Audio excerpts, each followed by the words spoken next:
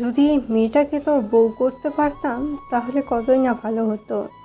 দেখেছিস, এই মেয়ে নিজে রোজগার করে, ওর পরিবার চালায়। আগে কত অভাব ওদের ছিল, আর আস্তে কত ভালো আছে ওরা। তুইও যদি বাইরে গিয়ে কাজ করতি। মেট্রিক তো দিলি, এবার একটু টাকা যা, কাজ কর, কিছু আয় কর। আর কতদিন তোর নানার বাড়িতে আমরা থাকবো? তোর মামা তো দুইটা ভাই আছে, ওরাও বড় হচ্ছে, ওদেরও তো ঘর তুলতে হবে। এই জায়গায় আমরা আর কতদিন থাকবো বাবা? তুই যদি ছেলে না হয়ে মেয়ে হতি তাহলে এত চিন্তা মাথায় থাকতো না। তোকে বিয়ে দিয়ে শ্বশুরবাড়িতে পাঠাতাম, তাহলে আর আজ এত চিন্তা থাকতো না। দিনে গেলে রাত আসলে শুধু তোর বাপের কাছে, আমার কাছে টাকা চাস।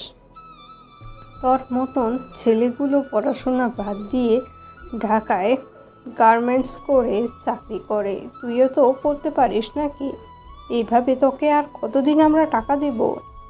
কথাগুলো আর কারো না, স্বয়ং আমার মায়ের বলা কথা এগুলো। আর যে মেয়েটাকে আমার বউ করার কথা বললো, সে আর কেউ না, আমার দূর সম্পর্কের খালাতো বোন। আমার চেয়ে সে নাকি 7 দিনের ছোট, কেউ বলে 11 দিনের ছোট। আর সে বেশি পড়াশোনা করে নাই, ছোট থাকতেই পরিবারের অভাব দেখে ঢাকায় গাজীপুরে গার্মেন্টস করতে যায়। আর আজ ওদের সুদিন, ওরা 3 বোন 2 ভাই, কিন্তু আমি শুধু ওকেই চিনি। আর এই যে আমার মা যে কথাগুলো বললো, এটা শুধু আজ না, প্রতিদিনই বলে আমাকে। আমি গায়ে মাখি না এসব কথা। আব্বার কাছ থেকে প্রতিদিন টাকা নেব, সকালে বাজারে গিয়ে নাস্তা করব, বিকেলে এলাকার ছেলেগুলো সহ আমাদের মাঠে ক্রিকেট খেলবো, না হলে কলেজ মাঠে ক্রিকেট খেলবো। আবার রাতে বাজারে যাব, টিভি দেখবো, নাস্তা করব, রাতে বাড়ি এসে খেয়ে ঘুম। আর সকালে ফ্রেশ হয়ে বের হব, বিকালে গোসল করে আবার বের হব, রাতে এসে খাওয়া করে ঘুম। এই হলো তখনকার আমার জীবন। আমার কোনো ভাই বোন নাই, আমি একাই থাকি। নানা বাড়ি 2টা, মামা আছে। আর আমার এক মামার 2টা ছেলে, নাম সাব্বির আর সিয়াম। আর আমি যেহেতু নানা বাড়ির একমাত্র ছেলে ছিলাম, তো সবার আদর ভালোবাসা পেয়ে বড় হয়েছি। তাই আমাকে নিয়ে প্রথমে তারা কোনো কাজ করে নিত না।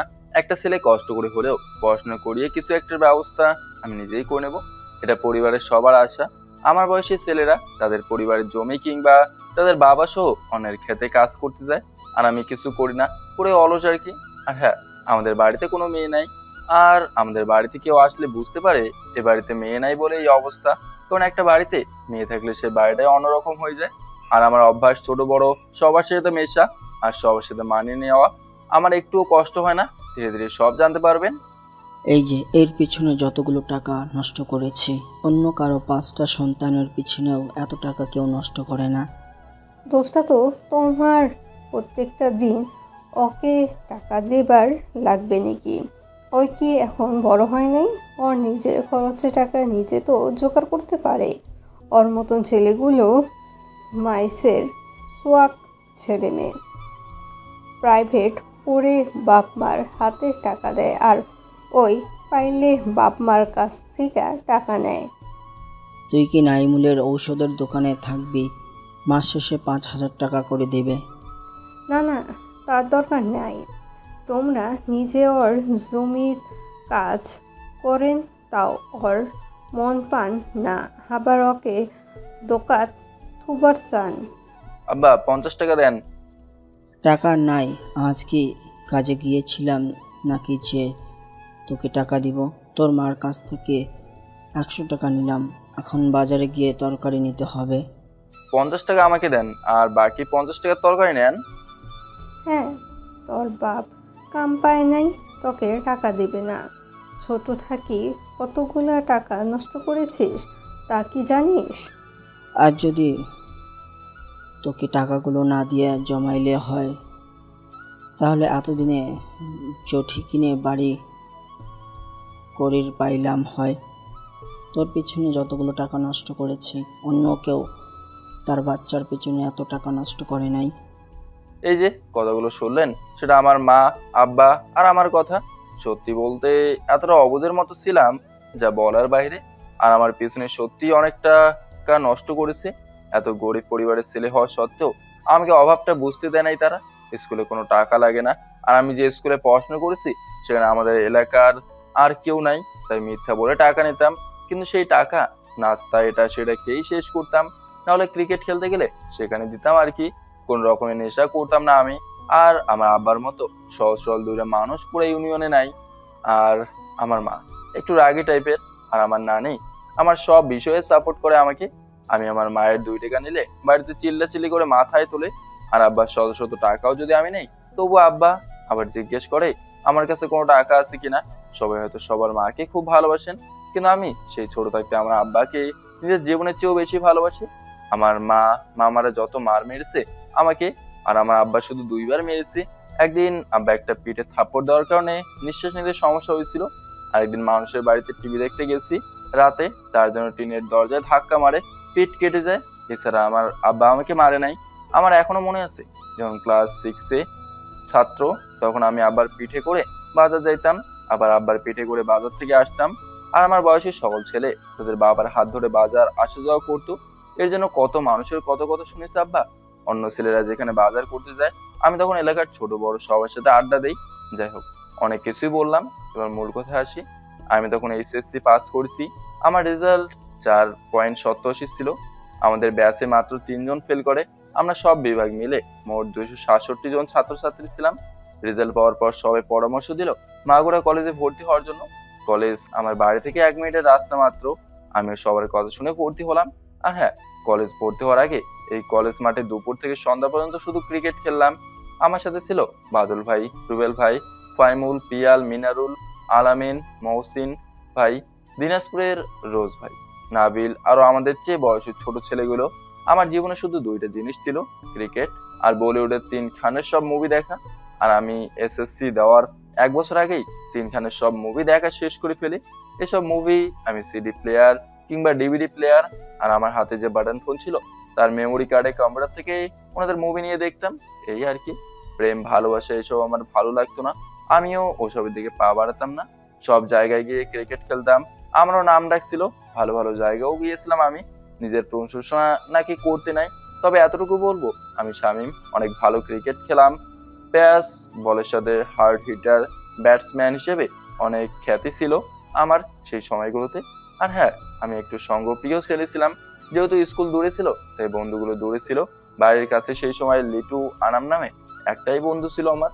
যখন আমি এইচএসসি পরীক্ষা দেই, তার কয়েক মাস আগেই বৈশাখীরা তাদের বাড়ির সামনে দোকান দেয়। আর ওদের দোকান ছিল বাড়ির পিছনে কলেজের সাথে। আর কলেজ মাঠে যেহেতু ক্রিকেট খেলতাম, তাই ওখানে অর্ডার বসা শুরু হয়। আমাদের মাগুরা উচ্চ বিদ্যালয়ে মাঠ অনেক বড়, সেখানে আগে সব সময় আমরা ক্রিকেট খেলতাম। এর পাশাপাশি বিকালে ফুটবল খেলার মধ্যে এই 2টা জিনিসই পারতাম আমি। কলেজ মাঠ ছোট, আর খেলোয়াড় 12 থেকে 14টা হলেই হতো। মানে দিন কাটানো কথা আর কি। কারোর সাথে খেলা নিলে মাগুরা উচ্চ বিদ্যালয়ে মাঠে খেলতাম। ভর্তির ফর্ম জমা দিলাম। রমজান বের হলে কলেজের ক্লাস শুরু করবে আর কি। আর যা মাস আসতেও 16-17 দিন বাকি আছে। তো সেদিন আমার এলাকার ছোট ভাইগুলো এবং আমি আরো কয়েকজন মিলে ক্রিকেট খেলতেছিলাম। হঠাৎ একটা বল আমি 6 মেরে একজনের চাষের জমিতে নিয়ে যাই। তো একজন বল আনতে গেলে ঘাস কাটার যে অস্ত্র আছে তা দিয়ে তাকে সেই জমির মালিক ঢিল মারে, রাগ করে। তো তার সাথে এক প্রকার ঝগড়ার মতো শুরু করে দেই আমি। সেখান থেকে বৈশাখীদের দোকানে আসি আমি। ওখানে রাত পর্যন্ত থেকে আমি বাড়ি যাই। আমার উপর আব্বার মা রাগ করে। কারো ছেলে ঝগড়া করে না, আর এই আজ এর সাথে কাল ওর সাথে ঝগড়া লেগেই আছে। ভাত বন্ধ কর, তাহলে সব ঠিক হবে। মা, শিল্পী খেলার বাড়ি কয়বার গিয়েছিলে? এবার মনে হয়, এখন মনে নেই। যখন ওর বিয়ে হয় তখন গিয়েছিলাম। আমি তো খুব ছোট থাকতে নানীদের সাথে গিয়েছিলাম। তার এখন কি হয়েছে তোর? আবার যেতে চাই। তোর কাছে তো অনিকার নাম্বার আছে, ফোন দে, তোর মা কথা বলুক। আবার এই কথাটা শোনা মাত্র আমি আন্নিকার নাম্বারে ফোন দিলাম। আন্নিকাতেও চিনতে পারেন নাই, তাই তো? আরে প্রথমে যে মেয়েটাকে মা বউ করতে চাইলো, আমার সেই মেয়েটা, মানে আমার দূর সম্পর্কের খালাতো বোন আর কি।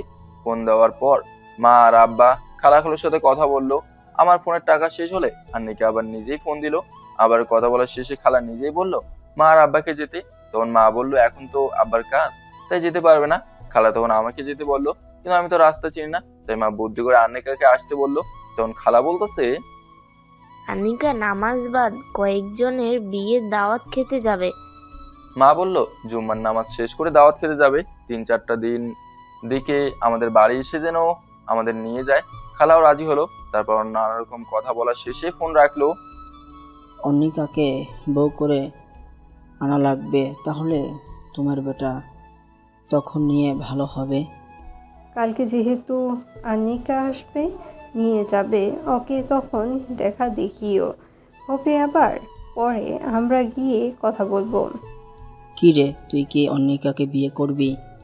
বিয়ে এত তাড়াতাড়ি তা পারবো না, তবে তোমরা যদি চাও মানা করবো না। কিন্তু আমার বউকে তোমাদের পুষতে হবে, আর আমার লেখাপড়া চালিয়ে যাব। যখন অনার্স মাস্টার শেষ করব, তারপর চাকরি করব, তখন আর পুষতে হবে না। বিয়েটা কর, তখন দেখা যাবে কে কার বউকে পুষে। তোর অলসগিরি আর কথা না শোনা সব আপনা আপনি বের হবে। ঘাড়ে যখন একজন এসে বসবে তখন বুঝবি জীবন কাকে বলে। আব্বা মার সাথে আরো হাসি ঠাট্টা করার পর একসাথে খাওয়া দাওয়া করে ঘুম গেলাম। আব্বা আর মা আমার জীবনের বেস্ট ফ্রেন্ড। তাদের কাছে কখনো কোনো কথা লুকাই না আমি।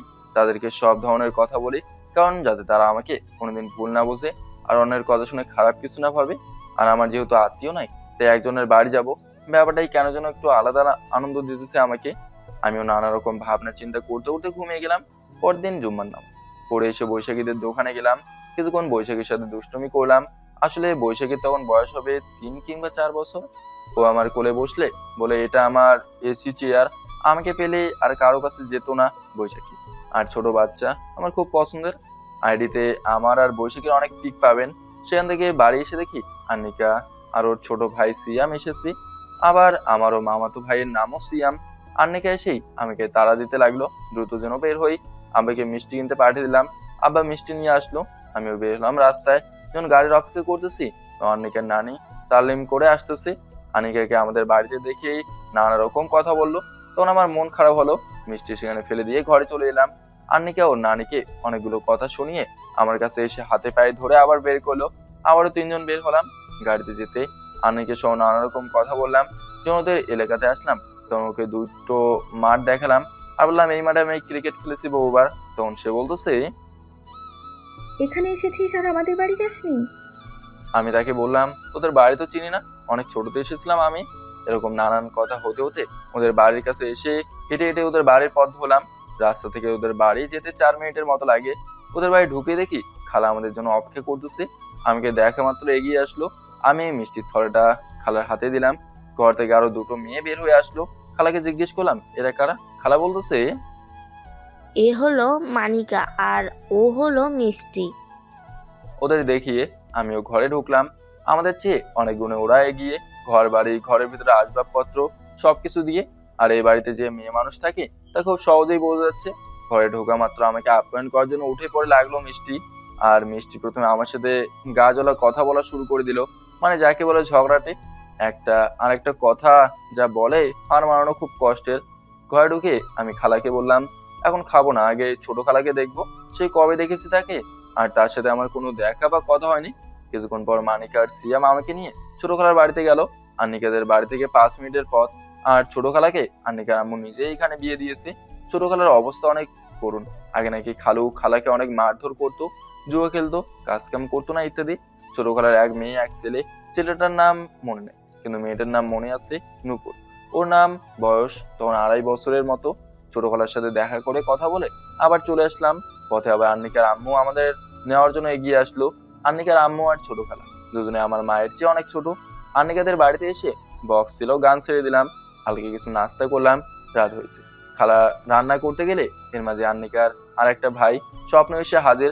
পরিচয় হলো, কথা হলো। আমার মামাতো ভাই সাব্বির আর স্বপ্ন একই শ্রেণীর ছাত্র। মিষ্টি শুধু কথায় কথায় আমাকে খেপাচ্ছে। আর মানিকা অনেক শান্ত এবং নীরব একটা মেয়ে। মানিকা আমার পক্ষে কথা বলতেছে, আর আন্নিকা মোবাইল নিয়ে একটু ব্যস্ত। তারপর আমি আন্নিকাকে, মানিকা, মিষ্টি মিলে লুডো খেলতে বসে গেলাম। পরে নাকি সময় কাটানোর জন্য সবাই মিলে মাঝে মাঝে লুডো খেলে। সিএম আমার পাশে বসলো। মিষ্টি আর আন্নিকা একদিকে, আমি আর মানিকা একদিকে।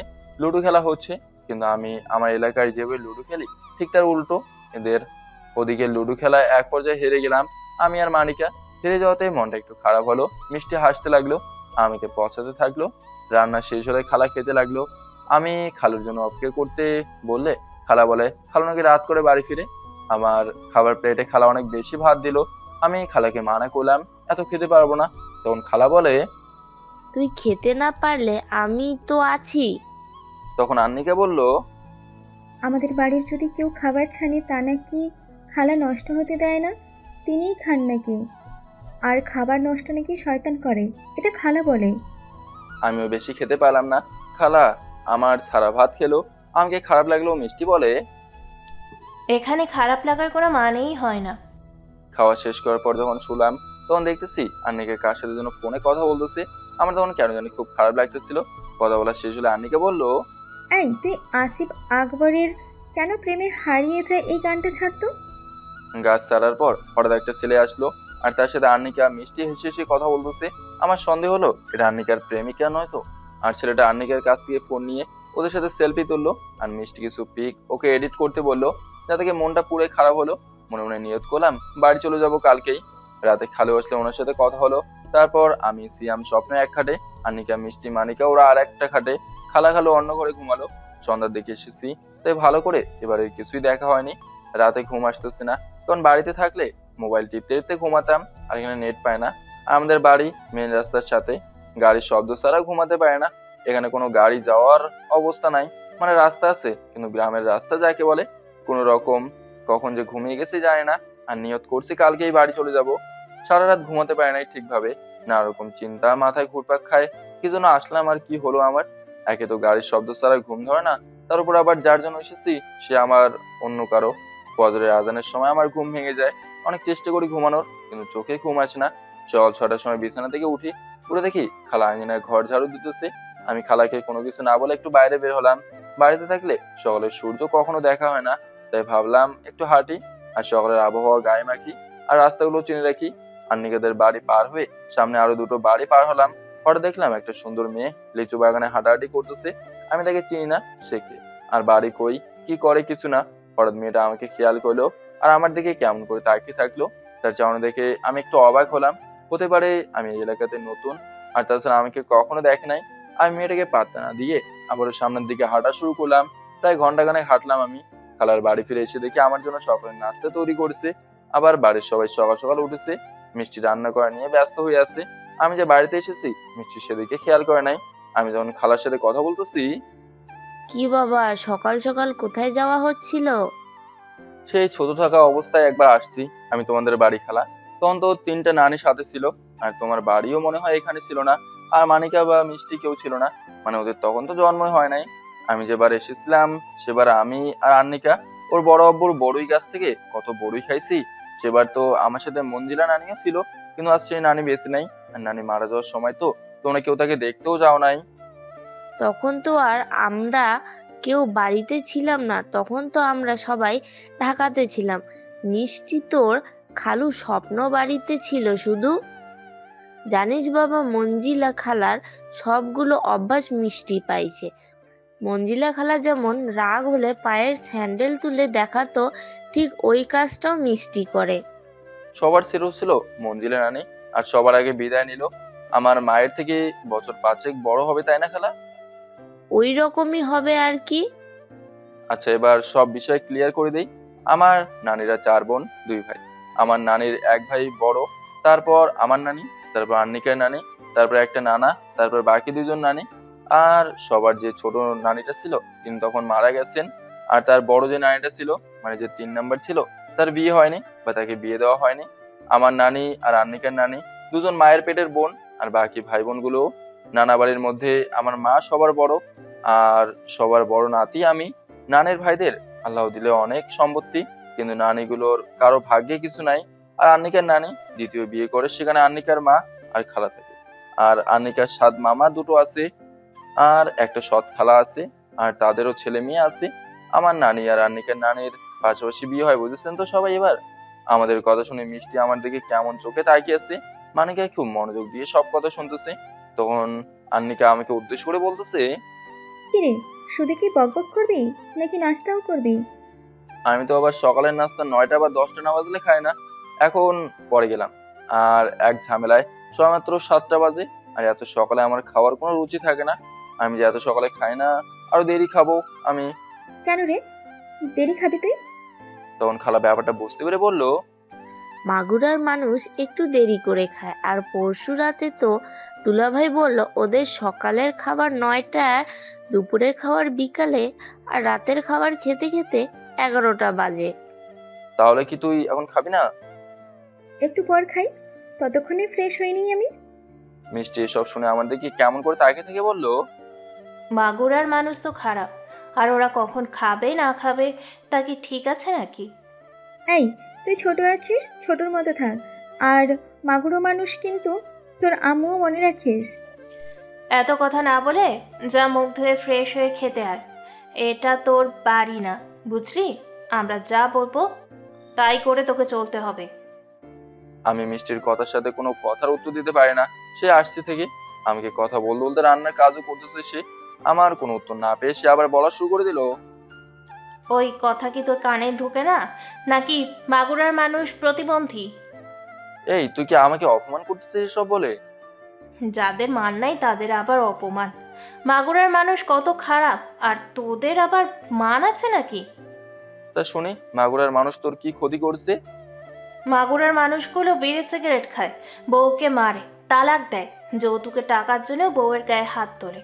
মাগুরার মানুষ সুদ খায়, ঘুষ দিয়ে চাকরি নিয়ে দেয়, আর রাস্তায় গাড়িগুলো দাঁড় করে চাঁদা তোলে।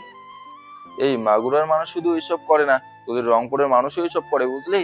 আর হ্যাঁ, মাগুরার বয়স্ক মহিলাগুলো বিড়ি খায়, এমনকি আমার নানিও বিড়ি খায়। তাই বলে পুরো মাগুরার মানুষ খারাপ নাকি? এই, তুই যাবি নাকি উঠবো আমি? এসব কথা মনে হয় মানিকার সহ্য হলো না, তাই আমার পক্ষে এসে বলল, এই শামীম ভাই তোর বড় না? আর বড়দের সাথে কিভাবে কথা বলতে হয় তুই জানিস না? যা, তোর প্রাইভেটের সময় হচ্ছে। কাজগুলো কি তুই করবি নাকি? তুই সারলে যার কাছে সে করবে। আমাদের সব কথা খালু শুনলো, কিন্তু কিছুই বললো না। আর বলবি বা কি, ভাই বোনের তো ব্যাপার, নানা রকম কথা হতে পারে। সিয়াম স্বপ্ন আমাদের কথা শুনলো। আমি ফ্রেশ হয়ে নাস্তা নিয়ে খেতে বসলাম, সাথে সবাইকে নিলাম, কিন্তু খালাকে নিতে পারলাম না। খালু খেয়ে চলে গেল, আর আমাকে যেতে মানা করলো। কেন জানি মনটা আর বাড়ি যেতে চাইছে না। হয়তো বা একদিনের মাঝে সবাইকে আপন করে নিয়েছি, আর ওরা আমাকে আপন করে নিয়েছে। সিয়াম ব্র্যাকে চলে গেল সকাল সকাল। খালা সকালে রান্না বসিয়ে দিল। মানিকা আমার মোবাইল নিয়ে আমার ফোনের সব গান শেয়ার করে তার ফোনে নিতেছে।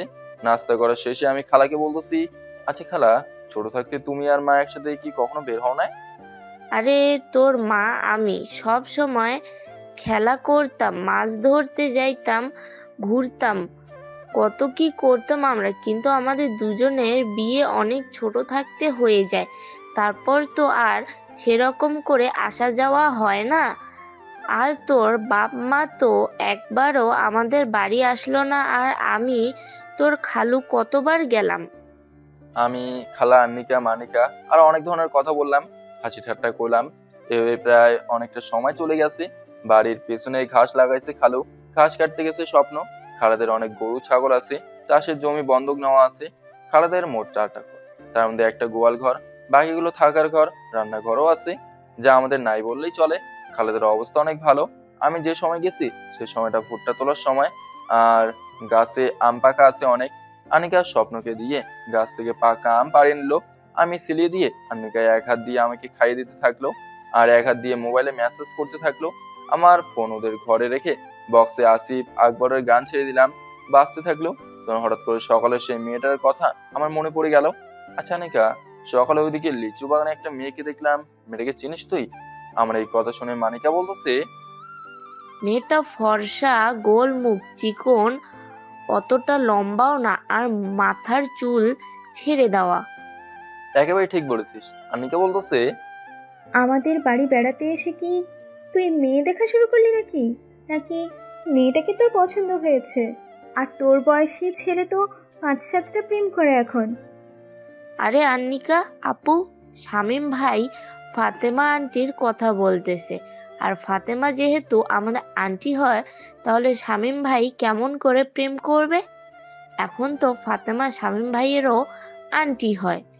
ফাতেমা তো নাজমুনের সাথে প্রেম করে। নাজমুন খালি এই কথাটা শুনলে কি যে করবে আল্লাহই জানে। এমন সময় সামনে তাকিয়ে দেখি মিষ্টি এসে গেছে। আমার দিকে সে কি রাগি চোখে তাকিয়ে আছে, কিন্তু তার রাগ হওয়ার কারণটা বুঝতে পারলাম না। রাগ দেখে ঘরের ভেতরে চলে গেল। কি আন্নিকা, মিষ্টি তো রাগ হলো কেন? আন্নিকা আমার কথার উত্তর না দিয়ে নিজের কাজ নিয়ে ব্যস্ত, মানে মেসেজ করা নিয়ে। তখন মানিকা বলতেছে, আরে ফাতেমা আন্টি আর মিষ্টি দুজন জানের বান্ধবী, কিন্তু কি একটা কারণ নিয়ে মিষ্টি ওর সাথে কথা বলে না। আর মিষ্টির অনেক জেদ, একবার যেটা না করবে তো না। আর ফাতেমা আন্টি কতবার মিষ্টির কাছে মাপ চাইছে, কিন্তু মিষ্টি ওর সাথে কথা বলা তো দূরে থাক, ওকে দেখতেও পারে না। এত সুন্দর বন্ধুত্ব ওদের, আর সামান্য বিষয় নিয়ে এত কিছু। কথায় আছে না, বাড়ির ছোট মেয়ে খুব বজ্জাত হয়। আমার এই কথা শুনে বুঝে মিষ্টি সহ্য করতে পারলো না, হনন করে ঘর থেকে বের হয়ে আমাকে মারার জন্য আসলো। তখন মানিকা বলতেছে, শামীম ভাই তো ঠিক বলেছে, তুই কোনো জিনিসটা ঠিক রাখিস, যা স্কুলে যা তুই।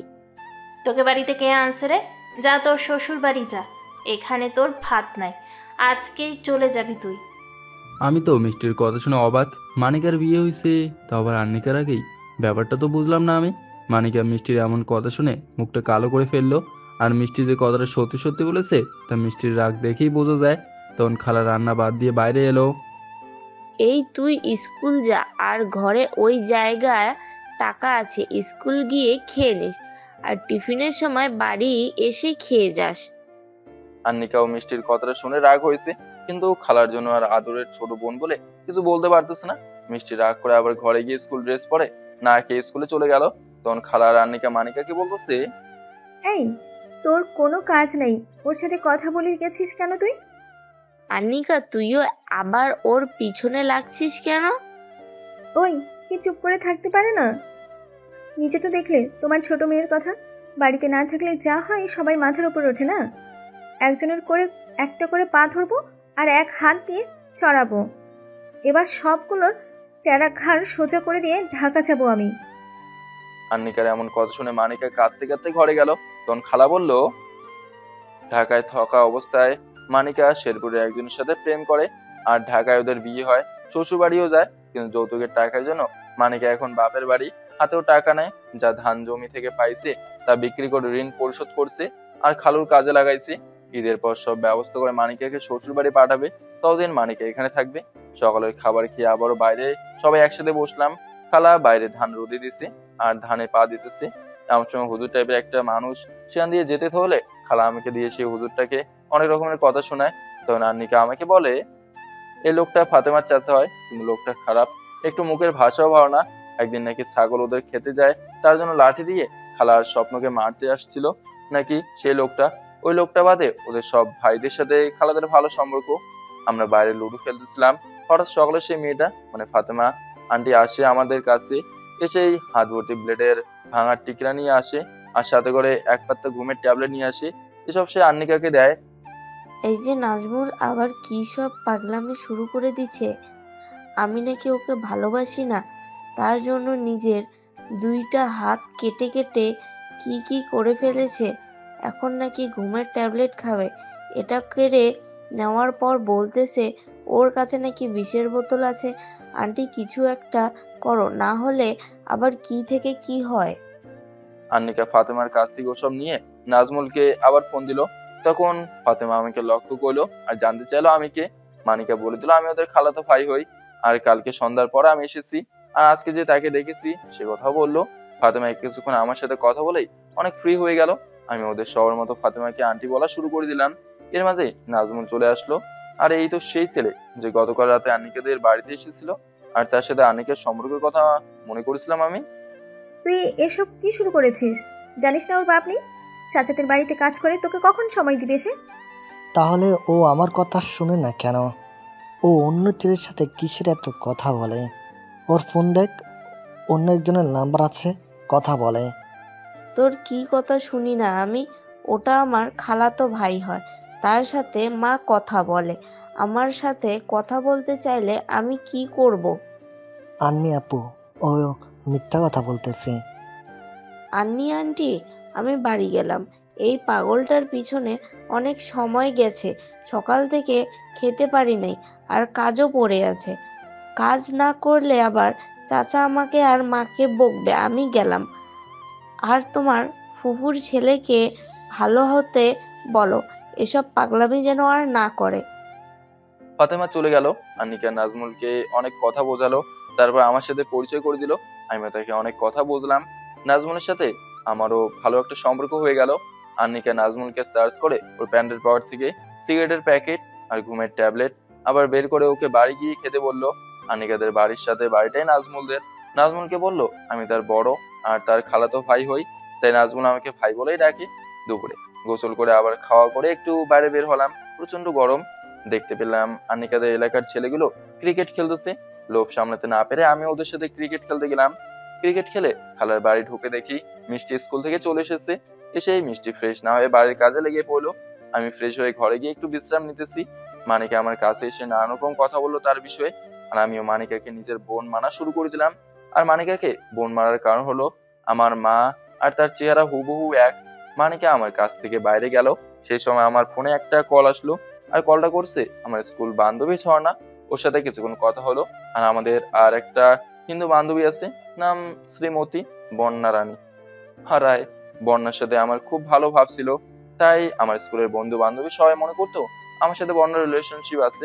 তো কথা বলা শেষ করে আমি বাইরে এসে দেখি ফাতেমা আন্টি এসেছে। আর মিষ্টি ফাতেমাকে দেখে অন্য ঘরে চলে গেল।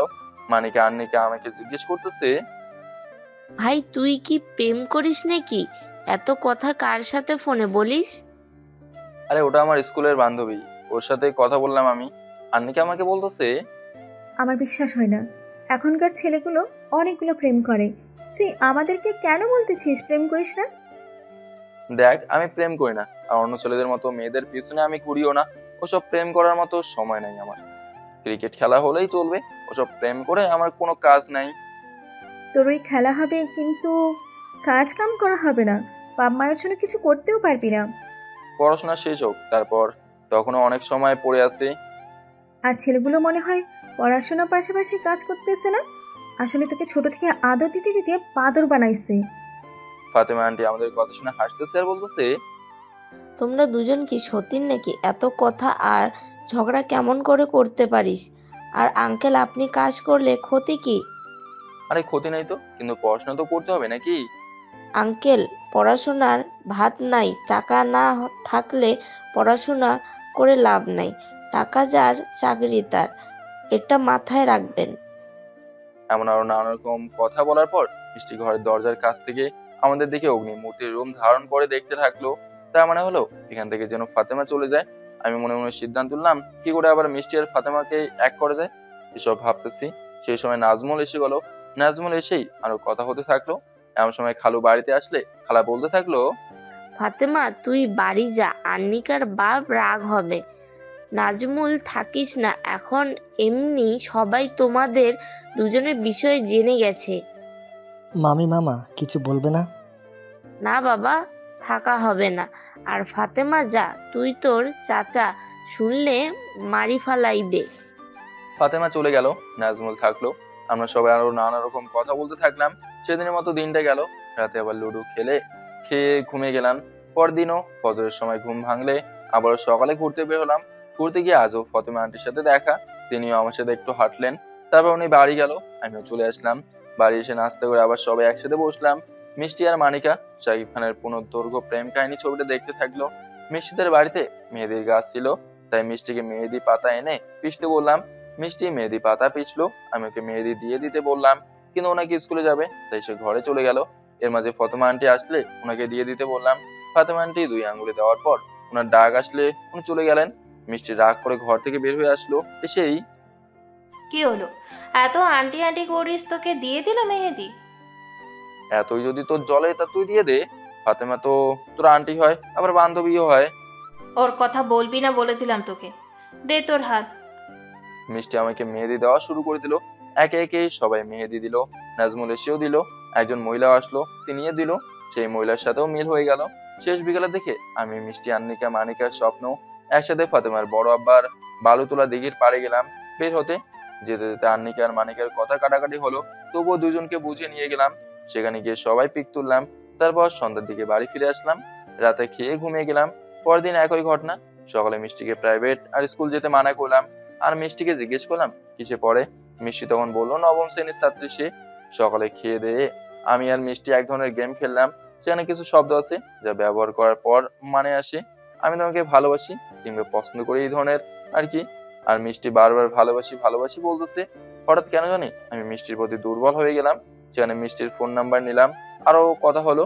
বিকেলে খাওয়ার সময় ফাতেমা আসলো, আমি আবার খাবারের পেট থেকে মিষ্টি, আন্নিকা, মানিকা, ফাতেমা খাইয়ে দিলাম, ওরাও আমাকে খাইয়ে দিল। জীবনের প্রথম কোনো মেয়েকে খাইয়ে দিলাম আমি, আর আমাকে একসাথে 4 জন খাইয়ে দিল। সেদিনই মিষ্টির সাথে ফাতেমার মিল করে দিলাম। খাওয়া শেষ করার পর মিষ্টি নাকি গাইড নেবে, তার জন্য ওর আব্বুর কাছ থেকে টাকা চাচ্ছে। আর সে কি কান্না মিষ্টির! কারণ ফাতেমার চাচাতো ভাই ছিল, তিনি বলার পর খালু রাজি হলো। টাকা দেওয়ার পর মিষ্টি টাকা নিতে চাচ্ছে না।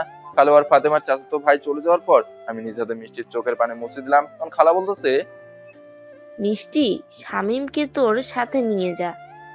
মিষ্টি ঘরে গিয়ে বোরকা পরলো, আমি রেডি হলাম। বাইরে আসার পর খালা বলতেছে, মিষ্টি অল্প একটুতেই কেঁদে ফেলে, আর মিষ্টির খুব জেদ বাবা। এর মাঝেই বৃষ্টি বের হলো। অন্য মেয়েদের মতো মোটেও বেশি সময় নেয়নি মিষ্টি।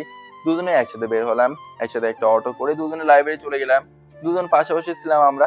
গাইড কেনার পর আবার দুজনে একটা অটো করে দুজনে চলে আসলাম।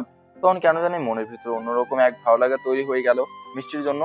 যে ছেলে আমি কখনো প্রেম ভালোবাসার কথা ভাবতাম না, সেই ছেলে কিনা আমি আমার খালাতো বোনের জন্য পাগল হয়ে গেছি। তারপর দুজন পাশাপাশি হেঁটে বাড়ি চলে আসলাম। রাতে খাবার সময় আবার ওদের 3 বোনকে খাইয়ে দিলাম, ওরাও খাইয়ে দিল 1 লোকমা করে। কিন্তু ওদের কথা 1 লোকমা খাওয়া যায় না, 2বার করে খেতে হয়। আর পানি 1 গ্লাস একেবারেই খাওয়া যায় না, 2বারে খেতে হয়। এই প্রথম নতুন কোনো উক্তি ওদের কাছ থেকে শিখলাম। এভাবেই আরো একটা দিন রাত চলে গেল, সবার সাথে মজা করা, মিষ্টির সাথে দুষ্টুমি করা, রাগ তোলা। ওদের ওখানে সব ছেলে আর 2-3টা মেয়ে সাথে পরিচিত হলাম। যেদিন আসবো সেদিন সকালে মিষ্টির নানি গিয়ে ওর মাকে বললো আমি নাকি আন্নিকাকে বিয়ে করার জন্য ওদের বাড়িতে এসেছি। সে কি রাগ বলার বাইরে। তা যাই হোক, অত কিছু না ভেবে দিন শেষে সন্ধ্যার দিকে সবার কাছ থেকে বিদায় নিয়ে বাড়ি আসলাম।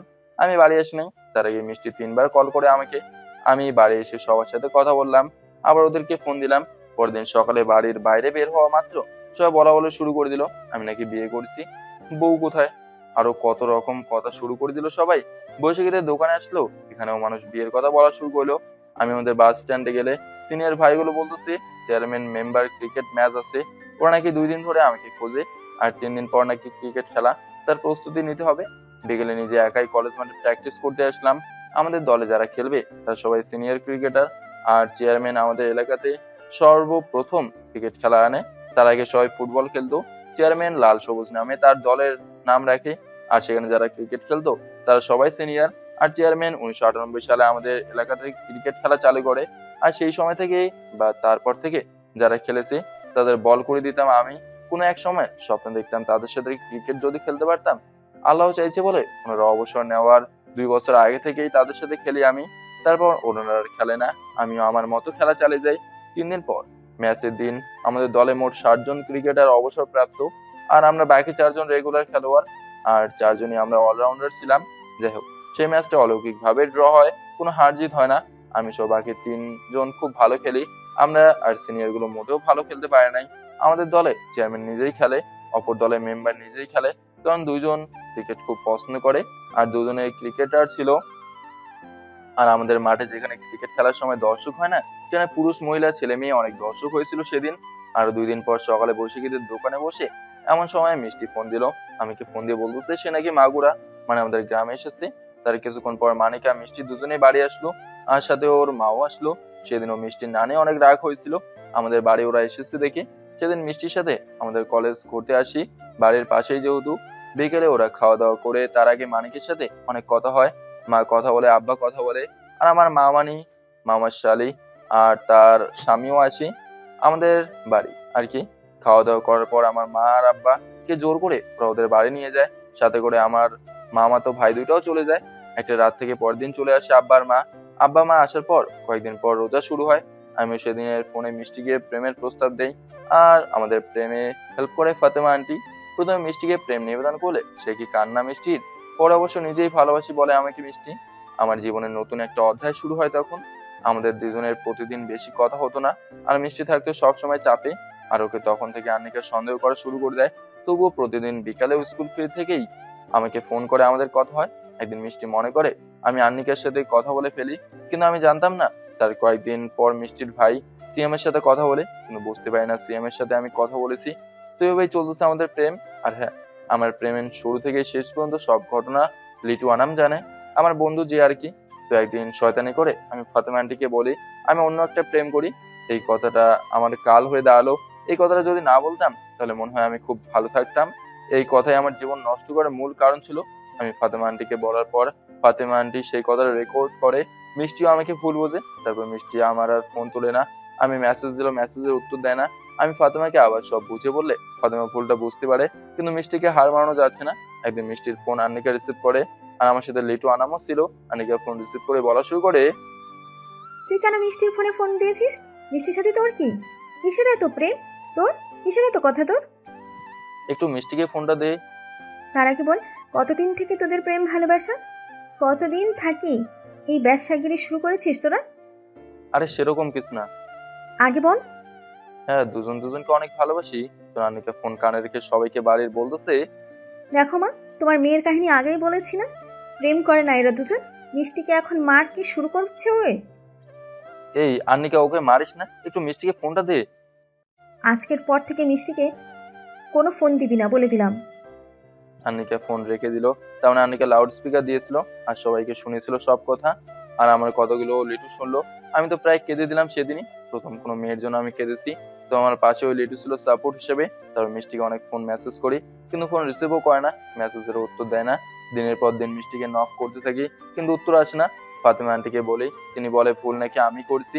আর মিষ্টি মনে করে ওর বড় বোন আর ভাইয়ের সাথে আমি কথা বলেছি।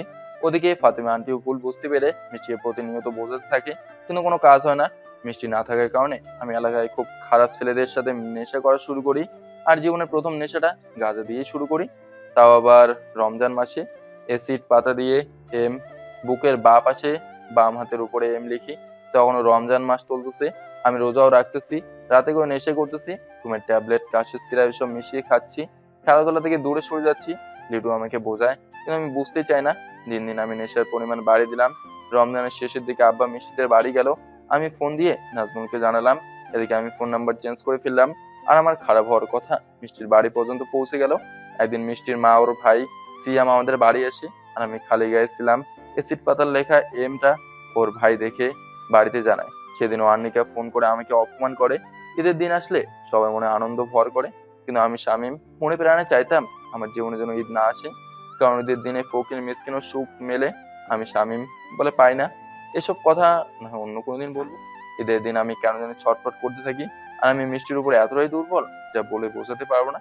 যেখানে আমি খেলাধুলা কিংবা হিন্দি মুভি হলে সব ঠিক, সেখানে আমি আর কোনো কিছুতেই মন বসাতে পারতেছি না। রমজানের ঈদের দিন রাতে আব্বা খালাকে ফোন করতে বললো। আমি ফোন দিলাম। আব্বা, মা, খালা, খালুর সাথে কথা বলে জানতে পারলো ঈদের পরের দিন ওরা শেরপুর মানিকার শ্বশুর বাড়ি যাবে। মানিকাকে নিয়ে সাথে আরো যাবে মিষ্টির ছোট ভাই। হঠাৎ খালা বললো আমি এজন্য তাদের সাথে যাই সেখানে। আমি রাজি হলাম, যদি ওদের সবার মন জয় করতে পারি। আর খালু আমার মিষ্টির বিষয়টা জানে, তাছাড়া সবাই জানে। এই সুবাদে যদি একবার মিষ্টির সাথে আমার দেখা হয়। ফোন রেখে খেয়ে আমরা ঘুমালাম। পরদিন খুব সকালে উঠে খালার বলার ঠিকানাতে আগেই গিয়ে উপস্থিত হলাম। আর সেদিন ছিল শুক্রবার, মানে জুম্মার দিন।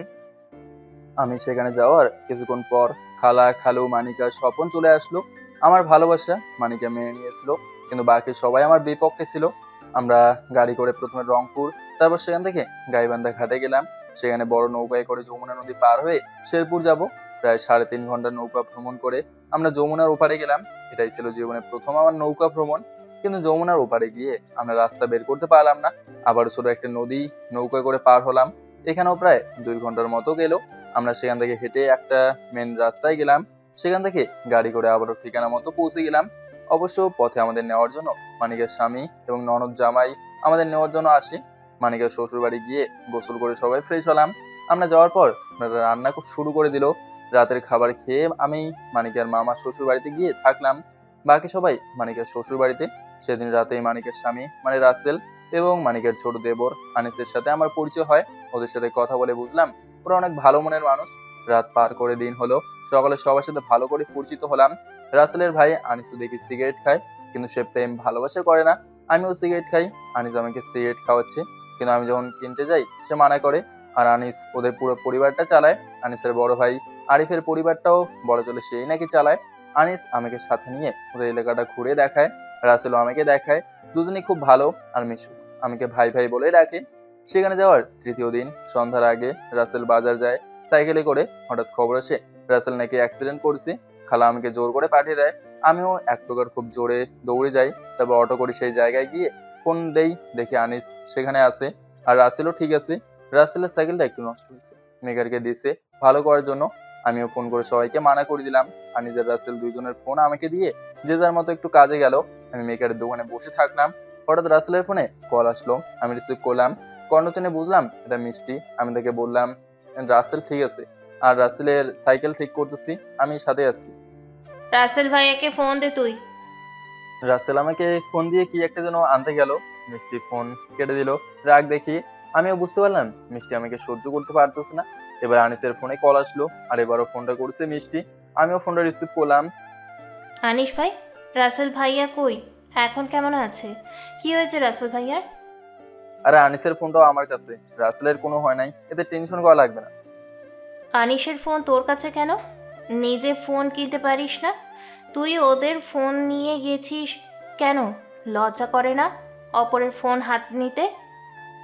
বলেই ফোন কেটে দিল মিষ্টি। আমি বোকার মতো শুধু ওর কথাগুলো শুনে গেলাম। এই ভালোবাসতো আমি কি মিষ্টি আমার সাথে এভাবে কথা বলতে পারলো? আমি তো খারাপ কিছু বই নাই, আর ওদের ফোন তো আমি ইচ্ছে করে হাতে নিই না। তাহলে এত কথা বললো কেন আমাকে? আমি তাকে কি করলাম আবার? সত্যি সেদিন নিজের অজান্তেই চোখের কোণে জল এসে গিয়েছিল আমার।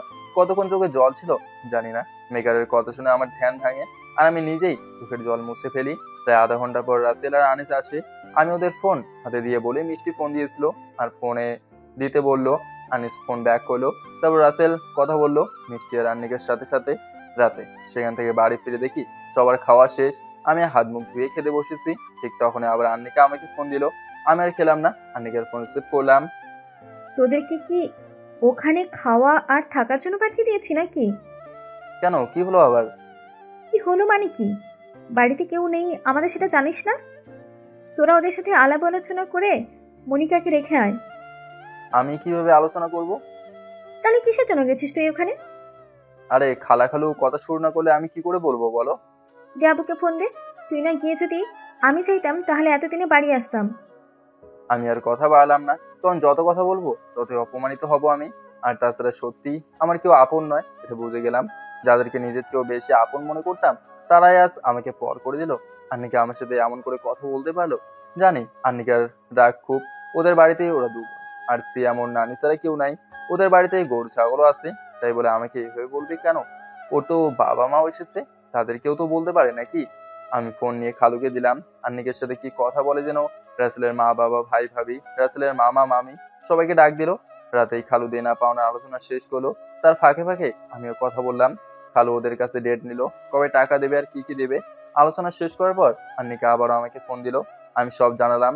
আবারও আন্নিকা আমাকে ইচ্ছে মতো অপমান করলো। রাতে আর কোনো খাবার খেলাম না, না খেয়ে আমি ঘুমিয়ে গেলাম। রাতে মিষ্টির কথা খুব মনে পড়লো, সাথে একটু আনন্দিত হচ্ছি, কারণ পরের দিন বাড়ি গেলেই মিষ্টিকে দেখতে পারবো। খুব সকালে ঘুম থেকে উঠলাম। খালা খালু স্বপন সবাই তৈরি, আমিও তৈরি হলাম। ওরা নাকি আর নদী পথে যাবে না, নৌকায় করে যাবে না, ওরা নাকি বাসে করে যাবে, ময়মনসিংহের এলাঙ্গা হয়ে যাবে।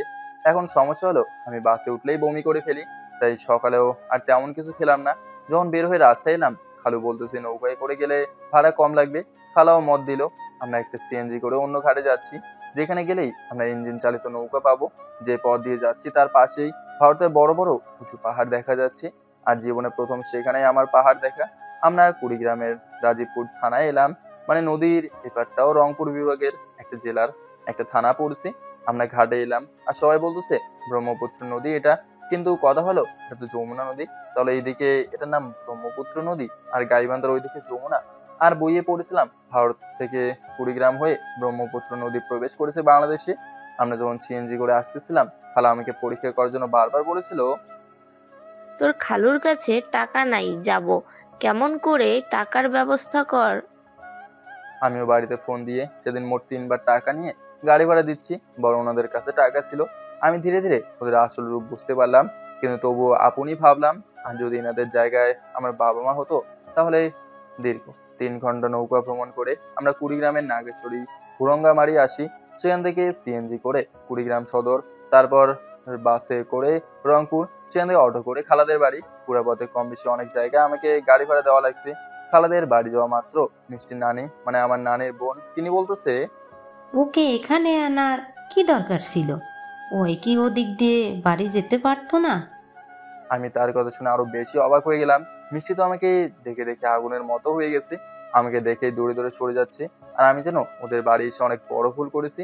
সব অপমান মাথায় নিয়ে গোসল করে খালাকে বললাম খাবো না, মাথা ঘুরতেছে আমার। একে তো গতকাল দুপুরে খাইছি, রাতেও খেতে পারে নাই, আবার আজ সকালেও তেমন কিছু খেলাম না। পুরো দিন অনাহারে গেল। আর ওদের বাড়ি এসে নানা রকম কথা শোনা লাগলো। পেটে ক্ষুধা থাকলেও ওদের কথা শুনে ওদের বাড়ির পানি পান করারও ইচ্ছাটা মরে গেছে। আমি বাইরে এসে নাজমুলকে ফোন দিলাম। নাজমুল বাড়ি থেকে বের হয়ে আসলো। আমি নাজমুলের সাথে কথা বলতে থাকলাম। নাজমুল আমার আর মিষ্টির বিষয়টা জানে। নাজমুল বলল ফাতেমা নাকি নাজমুলকে ঠকাচ্ছে, আর তার কারণে সে নাকি গাঁজা খায়। আমিও মনে মনে খুশি হলাম, কারণ পেটে ক্ষুধা আর রাতে ঘুমও হবে না। আর যদি গাঁজা খাই, শত ক্ষুধা থাকলেও ঘুমিয়ে যাব আমি। আমি আর নাজমুল গাঁজা টান দিলাম, তারপর সিগারেট টেনে ঘরে এসে আজ খালু সহ ঘুম গেলাম। যখন ঘুমাতে যাব তখন আমাকে নিয়ে সবার নানা রকম কথা, কিন্তু সেসব খালুর আড়ালে। পরের দিন 9টা পর্যন্ত ওদের বাড়িতে থাকলাম। আবারও মিষ্টির নানি বলতেছে, এই ছেলেটা যাবে কখন আর কতক্ষণ থাকবে এখানে? আর সকালে খাওয়া দাওয়া হলো না, কোন রকম ছলচাতুরি করে বাড়ি এসেই খেতে বসলাম আমি। ও সরি, আপনাদের আসল কথাটা বলি নাই। যখন মিষ্টি আমার সাথে কথা বলা বন্ধ করে দিল, তখন আমি খুব বড় বড় চুল রেখেছিলাম, আর মুখে সবেমাত্র দাড়ি ওঠা শুরু করেছে, আর দাড়িও রেখেছিলাম। খেয়ে বাড়ি এসে শুনে কলেজে নাকি ক্লাস শুরু হয়েছে। এই অবস্থায় কলেজে চলে গেলাম। সব ছাত্রছাত্রী আমার দিকে ভূত দেখার মতো তাকিয়েছে। আর হ্যাঁ, যখন কলেজে ভর্তি হই তখন মিমি নামে একজনের সাথে শুধু পরিচয় হয়, আর সে আমার সাথে, আমি যে বিভাগে ভর্তি হয়েছি সেও হয়েছে। আমি মনে হয় কলেজে ভূত এসেছি, কারণ আমার যা চুল আর দাড়ি, তাদের সবাই আমাকে কেমন করে দেখতেছে। কোন রকম ক্লাস শেষ করে সেলুনে গিয়ে সেদিনই নিজেকে ঠিক করি। বিকেলে আমার মনে পড়ে মানিকের শ্বশুর বাড়ির কথা, যা আলোচনা হয়েছে। খালো নাকি তার বড় মেয়ে মানে আন্নিকের সাথে কথা বলতে পারবে না, আমাকে বলতে হবে। আর আমি তো রাগ করে চলে আসলাম। আমি লেডুকে ফোন দিলাম, আর সাথে করে কিছু সবজি নিলাম, খালা চাইছিল। খালাদের বাড়ি গিয়ে দেখি মিষ্টির আন্নিকে ঘুমিয়ে গেছে। আমাকে খালা দেখে ওদেরকে ঘুম থেকে তুললো। আন্নিকে রাগ দেখে চলে গেল। খালা বলতেছে কাল থেকে কিছু খাইনি দেখে রাগ করছে। আমি আনিকাকে অনেক অনুরোধ করলাম আমার সাথে কথা বলার জন্য, এমনকি সবার সামনে ওর পায়ে ধরলাম কথা বলুক, যাতে ওর বোনের সংসারটা টিকে। কিন্তু আমাকে সে কোনো মূল্যায়ন করলো না। খালা সামনে রান্না করে নিয়ে আসলো আমাদের জন্য। নাজমুল আর ফাতেমাও আসলো, ওরাও খেলো। লিটুর সাথে সবার পরিচয় করে দিলাম। যে লিটু অপরিচিত কারোর সাথে কথা বলে না, হঠাৎ সে ফাতেমার ফোন নাম্বার চেয়ে বসলো। আর সে নিজের বলা কথাই ভুল বুঝতে পেরে খাওয়া বাদ দিয়ে মুখে হাত দিল। আর আমি খাচ্ছি না, তখন খাওয়ার ইচ্ছেটাই মরে গেছে। সেখান থেকে বাড়ি ফিরে সন্ধ্যার দিকে আমি পাগলের মতো আচরণ করতে থাকলাম। লিরু আমাকে বোঝাতে থাকলো। আমি ফাতেমা আর নাজমুল দুজনকেই ফোন দিলাম যাতে মিষ্টিকে রাজি করাতে পারে, কিন্তু তারাও ব্যর্থ। আর এদিকে আমার নেশা করার পরিমাণ দিন দিন বাড়তে থাকলো। কলেজে ক্লাস শুরু হলো, নতুন বন্ধু বান্ধবী পেলাম। মজার বিষয় হলো বৈশাখের মামা আমার সাথেই পড়ে, আর প্রথম বন্ধুত্ব আমার কলেজে তার সাথেই হয়। আমি যে স্কুল থেকে এসেছি সেই স্কুলের অনেক বন্ধু বান্ধবী এখানে ভর্তি হয়েছে, কিন্তু তাদেরকে আমি চিনি না, কারণ ওরা স্কুলে ছিল মানবিক শাখায় আর আমি ছিলাম বিজ্ঞান শাখায়। ওদের সাথে পরিচিত হলাম। বৈশাখের মামা মানে বাদন, সেও পরিচিত হলো। আর সেই মেয়েগুলো আমার চেয়ে তাকে বেশি গুরুত্ব দেওয়া শুরু করে দিল। গুরুত্ব কেনই বা দেবে না, কারণ তার বাবার টাকা আছে, আর তার পকেটেও টাকা আছে, আমার চেয়ে দেখতেও সুন্দর আর লম্বা বটে। কলেজে আমি অনেক নতুন নতুন বন্ধু বান্ধবী পেলাম। তাদের মধ্যে মিমি, ইতি, দুই মাধবী, মৌরি, চার জান্নাতুল ফেরদৌস, বিপাশা, রূপসা, নাজিরা, রুমি, সাজিনা, লুবনা, আরো একজন আছে, নাম মনে নাই। হিন্দুদের মধ্যে সুমি, ময়না, ঝিলকি, কাকলি, সাধনা, এরাই আর কি। ছেলেদের মধ্যে আজানুর, সোহাগ, আশিকুর, জামিল। বাণিজ্য বিভাগ, মানবিক বিভাগের মানে আমি যে বিভাগের কলেজে আর কি, সেখানে মজিদুল, শাহজালাল, ইয়াসিন, আদিত্য, আবু জাফর, সুজন, বরকতুল্লাহ, তারিকুল, আরো আছে। হিন্দুদের মধ্যে ননী, গোপাল, সনাতন, সৌরভ, আরো কয়েকজন। কিন্তু এদের মধ্যে কলেজের সব কাজ করতাম আমি, আজানুর, সোহাগ, আবু জাফর, জামিল। আর আমাদের সহযোগিতা করতো মিমি, মাধবী, বিপাশা, মৌরি, লুবানা, রূপসা। আর কলেজের সাথে বাড়ি হওয়ার সুবাদে কম বেশি সবাই আমার সাথে বন্ধুত্ব করে। অনেকের নাম মনে নাই, কিন্তু সবার সাথে সুসম্পর্ক ছিল, আছে, আর ইনশাল্লাহ থাকবে। আর এখান থেকে বেস্ট ফ্রেন্ড শুধু মিমি, আর তাদের পর যদি থাকে ইতি, মাধবী।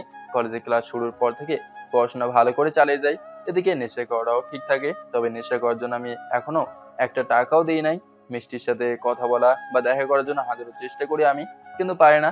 এর মধ্যে আমাদের এদিকের একটা মেয়ে আমার চেয়ে বয়সে অনেক ছোট, প্রেমপত্র দেয় আমাকে। মেয়েটা দেখতেও অনেক সুন্দর ছিল, কিন্তু যে মনে একজন বাস করে সে মনে কি আর কাউকে জায়গা দেওয়া যায়? যেখানে আমি মিষ্টির জন্য পাগল, আর মিষ্টি আমার প্রথম ভালোবাসা, সেখানে অন্য কাউকে কেমন করে ঠাঁই দেবো আমি মনে? আমি সেই সময় মনে করতাম মানুষ একবার জন্মে একবার মরে, মানুষের মন একটা, আর মানুষ একজনকেই ভালোবাসে। কিন্তু এখন মনে করি মানুষ অনেক প্রেম ভালোবাসা করতে পারে। দিন দিন কলেজের নাম্বার 1 ছাত্র হয়ে উঠি আমি। সব শিক্ষকদের মুখে মুখে আমার নাম, এমনকি প্রিন্সিপাল স্যার পর্যন্ত আমাকে চেনে এবং নিজের সন্তানের মতো আমার খোঁজ খবর সবকিছু নিত তিনি। আর সেই আমি একটা মেয়ের জন্য পাগল। এলাকাবাসী সবাই যেন জেনে গেল আমার প্রেমের বিষয় আর তার থেকে খারাপ হওয়ার কথাটা। আর এলাকাবাসী জানার কারণ হলো মিষ্টির নানি, তিনি যেখানে যায় সেখানেই বলে আমি নাকি তার নাতনির জন্য পাগল। আর সবাইকে আমাদের নামে বদনাম করা শুরু করে দিল। আর মানুষও জেনে গেল আমার খারাপ হওয়ার কথা, মানে নেশা করার কথা। রাতে আমি ঘুমের ট্যাবলেট খেয়ে প্রতিদিন ঘুম যেতাম, সকালে সিগারেট, বিকাল থেকে রাত পর্যন্ত এর মাঝে যতবার সুযোগ পাই গাঁজা খাই। ক্লাসে শুধু পড়াশোনা করতাম, কিন্তু বাড়িতে পড়তাম না, তবু ক্লাসের সেরা ছাত্র আমি ছিলাম। এভাবে কয়েক মাস কেটে যায়। এর মাঝে জানতে পারি ফাতেমা নাজমুলকে ঠকিয়ে একটা বিবাহিত ছেলের সাথে প্রেম করে পালিয়ে বিয়ে করেছে। আর বেচারা নাজমুল আমার চেয়ে অনেক খারাপ হয়ে গেছে। আগে মিষ্টির যতটুকু সংবাদ নাজমুলের কাছ থেকে পেতাম তার অনেক কথা এখন আর জানতে পারি না আমি, কারণ নাজমুল এখন আমার চেয়েও বেশি খারাপ হয়ে গেছে। আমি বাধ্য হয়ে বাড়িতে কাউকে কোনো কিছু না জানিয়ে মিষ্টিদের এলাকায় যেতাম আর নাজমুলের সাথে দেখা করতাম। কিন্তু মিষ্টি বা নাজমুলের বাড়ি যেতাম না, সেখানেই নাজমুল আর একজনের সাথে পরিচয় করে দিল। তার নাম ছিল আবু সাইদ, আর সেই ফাতেমার চাচাতো ভাই। আমি আবু সাইদকে চাচা বলেই ডাকতাম। এর মাঝে আমি ফাতেমার নাম্বারে অনেকবার ট্রাই করেছি, কিন্তু তার নাম্বার বন্ধ ছিল। আমার সাথে আর মিষ্টির দেখা হয়নি। এদিকে কলেজে মিমির সাথে আমার ভাই বোনের সম্পর্ক তৈরি হয়। আমার যেহেতু কোনো বোন ছিল না, তাই মিমিকে আমার বোন বানিয়েছিলাম। মিমি সব জানতো আর মিমি আমাকে বোঝাতো। যেহেতু পড়াশোনার জীবন ছিলাম, অনেক বন্ধু বান্ধবী ছিল, সেহেতু কষ্ট হলেও আনন্দেই ছিলাম। সব বন্ধু বান্ধবী ফোন দিত, খোঁজ খবর নিত, সবার সাথে আনন্দেই ছিলাম আর কি। দিনে কলেজ, বিকেল থেকে রাত পর্যন্ত বৈশাখীদের দোকানে পার করতাম, এলাকার ছেলেদের সাথে আড্ডা দিতাম, আর সুযোগ বুঝে গোপন জায়গায় গিয়ে নেশা করতাম। আমার জীবনে অনেক পরিবর্তন আসে, নিজে চলাফেরা খাওয়া সবকিছুর মাঝেই পরিবর্তন আসে। যে আমি খেলাধুলা করা ছেলে, হাসি খুশিতে মেতে থাকা ছেলে, পুরো নষ্টের পথে দেখে দিন দিন এগিয়ে যাচ্ছি। আমার যেখানে সামন পিছন পিছুটান ছিল না, শুধু নিজের মতো থাকতাম। আমাকে এলাকার মানুষ বলতো কোনো এরকম করতেছি, কি হয়েছে আমার? আগে তো এমন ছিলাম না আমি, ভালো ছেলেটা কেন এত খারাপ হয়ে যাচ্ছি? নানা রকম মানুষের নানা রকম কথা। এলাকার কম বেশি সবাই ভালোবাসতো, পছন্দ করতো আমাকে। সে আমি যখন নষ্টের পথে যাচ্ছি, তখন ধীরে ধীরে সবাই পর করা শুরু করে দিল আমাকে। এর মাঝে আমার পাশে দাঁড়ালো বৌশেখের মা, তিনি আমাকে বলতো, দেখ বাবা, তুই বাবা মায়ের একমাত্র সন্তান, তোর কোনো ভাই বোন নেই। তোর কিছু হলে তোর বাবা মাকে কে দেখবে? এক মিষ্টি যাবে, হাজার মিষ্টি তোর কাছে আসবে। বাবা, ভালো করে পড়াশুনো কর, কাজ কর, দেখবি কত মেয়ে তোর পায়ের কাছে থাকবে। তোর বাপ মা যদি শোনে তুই খারাপ ছেলেদের সাথে বের হয়ে খারাপ নেশা করছিস, তখন কি হবে তাদের? তোকে তোর বাপ মা অনেক কষ্ট করে মানুষ করেছে, নিজেকে এভাবে শেষ করে দিস না। কে শোনে কার কথা? যেখানে আমি সঙ্গ ছাড়া চলতে পারি না, এখন সেখানে বৈশাখের মায়ের কথা কানে নিলাম না।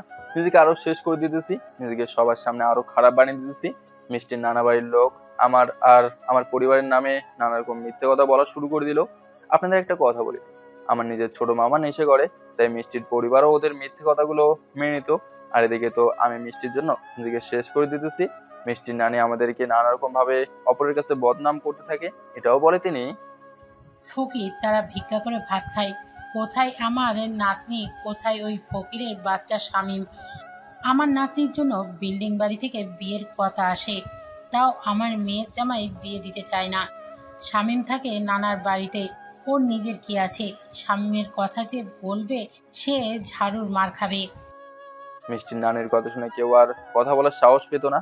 মিষ্টির মামাতো ভাইয়ের বউ, মিষ্টির মামা মামি সবাই জানতো আমাদের সম্পর্কের কথা। তাই তো মিষ্টির মামি আমাকে বলেছিল, যেভাবে হোক মিষ্টিকে তোদের বাড়ির বউ করবি আর ওর নানিকে দেখিয়ে দিবি।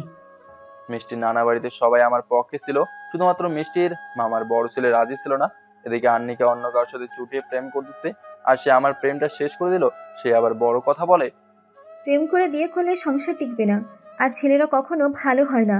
আর শামীম তো মোটেও তোর জন্য ভালো না, ও একটা খারাপ ছেলে, ওর মতো বেয়াদব দুইটাই নাই। আরো কত শত খারাপ কথা আমার নামে বলেছে, যা বলার বাইরে। আন্নিকা নিজে প্রেম করে, ওর পরিবারের সবাই জানে, আর সবাই ওর প্রেম মেনে নিছে। মেনে নেবে না কেন? সেই ছেলেটা তো টাকাওয়ালা, চাষাবাদের জমি আছে, খাওয়ার কোনো জিনিস চাষ করলে ওদের বাড়িতে পাঠিয়ে দেয়। আন্নিকাদের বাড়ি যেখানে রংপুর, সে প্রেম করে পঞ্চগড়ের ছেলের সাথে, আর সাথে দেখাও করতে যেত। আর আমার বাবার যেখানে কিছুই নাই, থাকি নানা বাড়ি, আর নিজেও কোনো কাজ করি না, মানে ছাত্র তখন, তাই তো তারা মেনে নেয় নাই। আর আমার মামা করে আজে বাজে নেশা, তাই তারা মনে করতো আমাদের পুরো পরিবার খারাপ, তাহলে আমি তাদের কাছে ভালো হব কেমন করে। এভাবেই দিন যাচ্ছি। অনেক চেষ্টা করি মিষ্টির সাথে যোগাযোগ করার, কিন্তু পারি না। ফাতেমার নাম্বারও বন্ধ, তাই ফাতেমার চাচাতো ভাইকে ফোন দিই, কিন্তু কোনো তথ্য পাই না। তাই ফাতেমার চাচাতো ভাই আমাকে বলতো মিষ্টি কখন কি করে, কার সাথে প্রাইভেট যায়, স্কুলে যায়, সব তথ্য দিত। কি কাজ করতেছে কি না করতেছে সব বলতো। একদিন তো এটাও বলছে সুপারির গাছ থেকে নিজেই গাছে উঠে সুপারি পারছে সে, যেখানে আমি নিজেও গাছে উঠতে ভয় করি সেখানে সুপারি গাছ। নাজমুল তো পুরো পাগলের মতো থাকে। ফাতেমাকে হারিয়ে বেচারা নাজমুলের অবস্থাও খারাপ। আমাকে ফোন দিয়ে কান্না করতো, আমি মিষ্টির কথা বলতে বলতে কেঁদে ফেলতাম। নাজমুল বলতো, দেখ ভাই, ওরা দুজনেই খারাপ, আমাদের দুজনের জীবনটা ওরা নষ্ট করে দিল। আমাদেরকে না ঠকায়ও পারত তারা। নিজের এলাকাতে যেখানে আমার সুনাম ছিল সেখানে একটা মেয়ের কারণে আমার বদনাম, আমি হয়ে গেলাম সবার নজরে খারাপ। আর এই খারাপ হওয়াটা দেখলো মিষ্টির পরিবার, কিন্তু খারাপ হওয়ার কারণটা দেখলো না তারা। কলেজের সবার সাথে সুন্দর সম্পর্ক গড়ে উঠেছে, এর মাঝেই 3টা বান্ধবী আমাকে প্রপোজ করেছে, কিন্তু আমি তা গ্রহণ করে নাই। আর তাদের বলেছি আমি অন্য কাউকে ভালোবাসি। মিমি নিয়মিত কলেজে আসতো না, কিন্তু আমাদের ফোনে কথা হতো আর মিষ্টির সব কথা জানতাম। মিমি এটাও জানতো আমি মিষ্টির কারণেই নেশা করি। হঠাৎ একদিন কলেজের সবাই জেনে গেল আমি সিগারেট খাই, আর সেটা প্রকাশ করে আমার এক বন্ধু। তখন সবাই খারাপ ভাবতে শুরু করে দিল, কিন্তু মিমি সবাইকে আমার খারাপ হওয়ার কারণটা জানায়। কলেজের সব প্রোগ্রাম আমি আজানুর সোহাগ আর আবু জাফর করতাম। বিদায় অনুষ্ঠান, বড় ভাই বোনদের নবীনবরণ, ছোট ভাই বোনদের সামাজিক, রাষ্ট্রীয়, ধর্মীয় সব ধরনের অনুষ্ঠানে আমরা ছিলাম। আর টাকা তোলা, কেনাকাটা সবকিছু আমরা করতাম। হঠাৎ একদিন নাজমুল ফোন করে জানালো তার নাকি বিয়ে, কিন্তু আমি বিশ্বাস করি নাই। পরে আন্নিকা ফোন দিয়ে বলে সত্যি, আর সে নাকি নিজেই এবার যেতে বলেছে আমাকে। সেদিন আমি যা খুশি হয়েছিলাম, ঈদেও এমন খুশি কখনো আমি হই নাই। যথারীতি বিয়ের দিন রাতে আমি সেখানে যাই, আর সময়টা ছিল তখন শীতকাল। আমি গিয়ে দেখি কম বেশি ওদের এলাকায় সবাই বিয়েতে যাওয়ার জন্য তৈরি। মিষ্টি, মিষ্টির মা, ওর বড় বোন, ভাই সবাই রেডি। আমি প্রথমে নাজমুলের বাড়িতে যাই, সেখানে আমাকে খালা দেখে তাদের বাড়িতে নিয়ে যায়। অনেকদিন পর তাদের বাড়িতে এসেছি। এবার অবশ্য আমার সাথে কেউ খারাপ ব্যবহার করে নাই। আমিও মিষ্টি থেকে দূরে থাকতাম, কারণ তার বোন আছে, আর মিষ্টিও দূরে থাকতো। তো একটা ছেলে ওর নাকি স্কুল ফ্রেন্ড হয়, তার সাথে সে কি কথা, হাসাহাসি, গায়ে পড়ার মতো অবস্থা। ওই সময়টা আমার বুকের ভেতরে যা জ্বালা হয়েছিল বলে বোঝাতে পারবো না। তবু নিজের মনকে সান্ত্বনা দিয়েছিলাম। আমার মোবাইলে সব স্যাড সং ছিল, শুধুমাত্র শাহরুখ খানের মুভির গান বাদ দিয়ে। মনের দুঃখে গানে ইয়ারফোন লাগিয়ে ব্যর্থ গান শুনতেছিলাম। ভাগ্যক্রমে এক গাড়িতে বিয়ে বাড়ি যাচ্ছি। আন্নিকের সাথে টুকিটাকি কথা হলেও মিষ্টি কোনো কথা বলো না আমার সাথে। নাজমুল ওর সাথে আমাকে রেখে দিল, বিয়ে হওয়া পর্যন্ত ওর সাথে ছিলাম। এমনকি ওর বিয়ের সাক্ষীটাও আমি, জীবনের প্রথম ওইটাই বিয়ের সাক্ষী আমি। তো খাওয়ার সময় মিষ্টিদের খোঁজ নিতে গিয়ে দেখি ওরা খেয়েছে, কিন্তু আমাকে জিজ্ঞেস করার মতো ওরা মনে করে নাই। তারপর বরগনের সাথে আমি খেলাম, সেখান থেকে আবারও এক গাড়ি করে এলাম। বরগনও আমাদের গাড়িতে ছিল, নানা রীতিনীতি মতো ওদের সবকিছু হলো। নাজমুলের প্রশাসনের চাপ দিল, আমাকে বলে ভাই আর পারতেছি না। নাজমুল দৌড়ে ওদের বাথরুমে যায়, আর সবার কি হাসি, কিন্তু আমার মুখে কোনো হাসি নেই। মিষ্টির বেড়াদাতে হাসি দেখে মনের যন্ত্রণাটা একটু হলেও কমে গেল আমার। সেদিন রাত থেকে পরের দিন সকালে আমি বাড়ি চলে আসলাম। এভাবেই প্রায় দীর্ঘ অনেক সময় চলে যায়। ওখানেই নেশা করি, ওখানেই ছাড়ি, কিন্তু নিজের টাকাতে নেশা কিছুই কিনতাম না। তো আমাদের যে সিনিয়র ভাই বোনদের কলেজে ছিল তাদের নাকি বিদায় অনুষ্ঠান করতে হবে, হাতে মাত্র 2 মাসের মতো সময় বাকি। এর মাঝেই আমার নানির ভাই তিনি মারা যান, আর আমার নানি তার ভাইয়ের পাশে সব সময় ছিল, এমনকি মেডিকেল পর্যন্ত। আল্লাহ দিলে তাদের ধন সম্পদ অনেক আছে। তো মারা যাওয়ার কথা শুনে মিষ্টির মা রান্নিকা আমার সাথে ওর নানি ছোট ভাই বাড়ি থেকে আমি মা আগে যাই। আমাদের বাড়ি যাওয়ার পর আমার আব্বা, মামারা, মামি, মামাতো ভাইগুলো যায়, আর নানি তো সেখানেই ছিল। আন্নিকা নানার লাশের পাশে কোরআন শরীফ পড়তেছিল, আর আমি সেই নানার ছোট ছেলের গলা জড়িয়ে ধরে কান্না করতেছিলাম। তারপর নানার গোসল কাপড় পরানো, জানাজার সব সম্পূর্ণ হলো। রাতে আন্নিকাকে নিয়ে সাইকেলে করে আমাদের বাড়ি নিয়ে আসলাম। আসার পথে মিমি আমাকে ফোন দেয়, কথা বলি। আন্নিকা মনে করে আমি মনে হয় অন্য কারোর সাথে প্রেম করি। নানা মারা যাওয়ার কিছুদিন পর আন্নিকা ঢাকা চলে যায়। তখন খালা আমাকে ফোন করে বলে, আন্নিকা কোথায় তোদের ওখানে গিয়েছে নাকি? আমি বলে দিই আসে নাই। খালাকে বলি কেন, কি হয়েছে? খালা বলে, মিষ্টির সাথে ঝগড়া করে চলে গেছে। আমি আন্নিকাকে ফোন করে বোঝাই, কিন্তু সে আমার কথা শুনে না। যেখানে আন্নিকা বাবা মায়ের কথার দাম দেয় না, সেখানে আমি কে যে আমার কথা শুনবে। 40-এ গড়ার কিছুদিন আগে আমি আর নানা সেই ছোট ছেলেটা চলো আত্মীয় স্বজনকে দাওয়াত দিতে যাই। আমাকে সাথে নেওয়ার কারণ মামা মিষ্টিদের বাড়ি চেনে না, আমি চিনি, তাই আমাকেও যেতে হবে। মামা সহ ওদের বাড়িতে গেলাম, আর মামা যেহেতু প্রথম এসেছে তো মামার জন্য একটু খাওয়ার ব্যবস্থা করলো, সাথে আমিও খেলাম। এবার আর মিষ্টি রাগ কিংবা অন্যরকম কিছুই করে নাই, তখন সে নিজে হাতে আপ্যায়ন করলো আমাদেরকে। 40-এর দিন আমাদের পরিবারের সবাই যায়, আব্বা বাড়িতে থাকে, আমি রাত 12টা পর্যন্ত থাকি। রাতে রান্না হচ্ছে, পরের দিনে সবাই খাওয়াবে। তো নানাটা মারা গেছে যে, তার বড় ছেলের বড় নাতনি নাম আদুরি, সে আমাকে বলে, ভাইয়া তোদের যে এসব কথা শুনছি তা কি সত্যি?